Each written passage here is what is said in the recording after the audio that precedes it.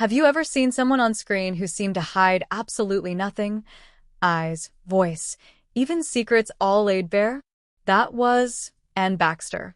She could play a heartbreaker, a villain, or the shy girl next door, and make every role feel terrifyingly real.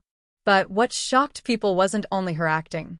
It was how far she would go for a role, sometimes leaving almost nothing to the imagination. Let's go back in time and follow the story of a woman whose choices still make viewers say, "Wait, she really did that?" And Baxter was born in 1923 into a creative family. She was even the granddaughter of the legendary architect Frank Lloyd Wright. Art ran in her blood, and by 11 she knew she wanted the stage. At 16, she was already screen testing in Hollywood. Though she missed out on Gone with the Wind, she didn't disappear. She grabbed attention by her early 20s and was working with giants, Orson Welles, Alfred Hitchcock. Then, in 1946, she landed Sophie in The Razor's Edge, and the world noticed. Her performance won an Academy Award. Not bad for someone barely out of her teens. But that was only the beginning. In 1950, and took on Eve Harrington in All About Eve.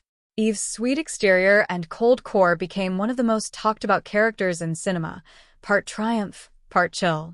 And didn't play it safe. She pushed the envelope and turned Eve into a mirror for anyone who's ever pretended to be small while planning something huge. The performance wasn't just memorable, it was unnerving in the best way. Anne's career was full of choices most actresses avoided because they were too risky. She wore costumes and took parts that made people whisper.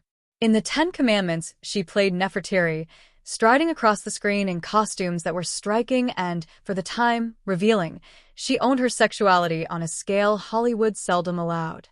In The Blue Gardenia, she dove into a noir world of fear, desire, and violence, and the emotions felt painfully, rawly real. What set Anne apart was that her daring wasn't cheap showmanship. It was craft. She believed that truth in storytelling required courage. She once refused to use a stunt double for a freezing waterfall during rehearsal. She insisted on doing it herself because she thought only that would feel real on camera. That level of commitment earned her awards, critics' gasps, and a place in film history.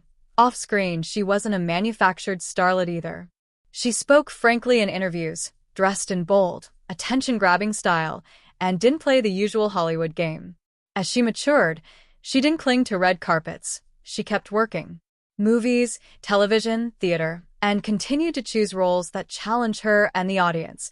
Later in life, she traded Hollywood's glare for New Mexico's quiet. She wrote, painted, and lived simply, yet she never stopped telling stories. Even when she stepped away from the spotlight, she did it on her own terms.